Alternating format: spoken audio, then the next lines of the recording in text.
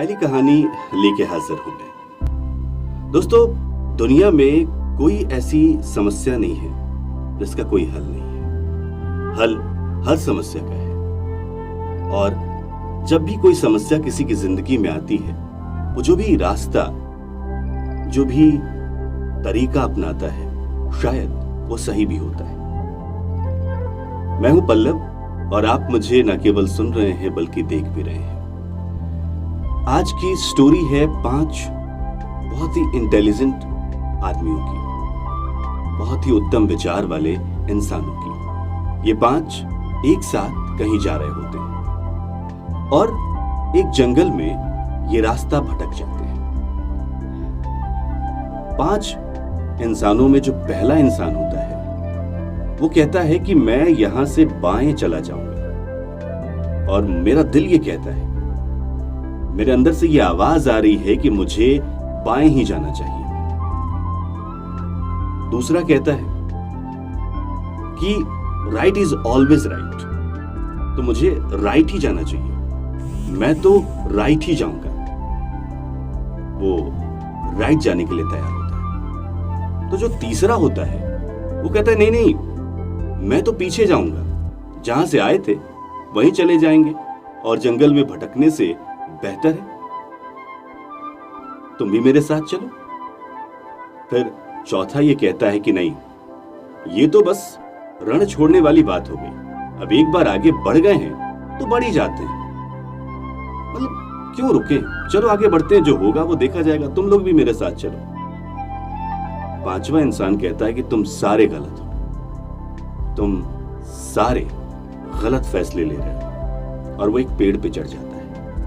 जब वो पेड़ पे चढ़ता है तो उसे सारे रास्ते दिखाई देने लगते हैं। थोड़ा और ऊपर चढ़ता है तो उसे सारे शॉर्टकट दिखाई देने लगते हैं जिससे वो जंगल से बाहर निकल सके। अब आपके दिमाग में ये सवाल जरूर आ रहा होगा कि इसमें से सही कौन है। जरा दिमाग लगाइए और जवाब सोचिए मन में कि इन 5 में सही फैसला कौन ले रहा है।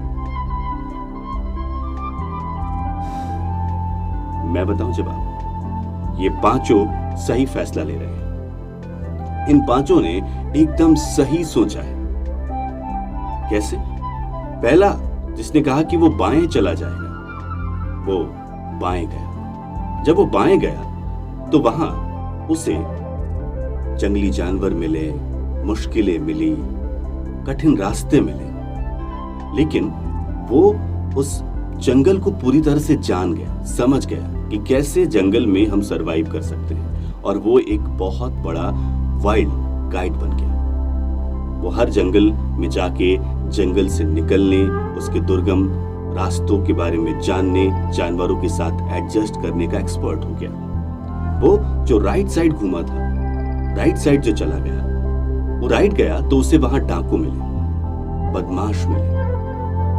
पहले तो उन बदमाशों ने इसे लूट लिया, फिर इसे लूटना सिखाया, लेकिन ये हमेशा उन लोगों को मना करते रहा कि नहीं, ऐसा मत करो, ये गलत है, ये गलत रास्ता है। और एक दिन वो मर गया। जब वो मरा तो इतना धक्का लगा उसके गिरोह के लोगों को, इतने ज्यादा शॉक्ड हुए वो, इतने ज्यादा दुखी हुए कि उन सभी ने गुनाह, बदमाशी, डकैती का रास्ता छोड़ा और सही रास्ता अपना लिया, आत्मसमर्पण कर दिया। वो जो आगे चला गया, वो आगे गया और उसने आगे जाके सारे शॉर्टकट ले लिए, और बाद में वो शॉर्टकट्स का बादशाह हो गया। कोई भी कठिनाई, कोई भी परेशानी उसके सामने लाई जाती, उसका वो शॉर्टकट जल्दी कैसे निवारण करना है वो बता देता था। वो जो पीछे गया वो जाके वैद्य बन गया, क्योंकि उसको पीछे जाते वक्त बहुत सारी औषधियों के बारे में जानकारी होने लगी और लोगों की सेवा करने लगा।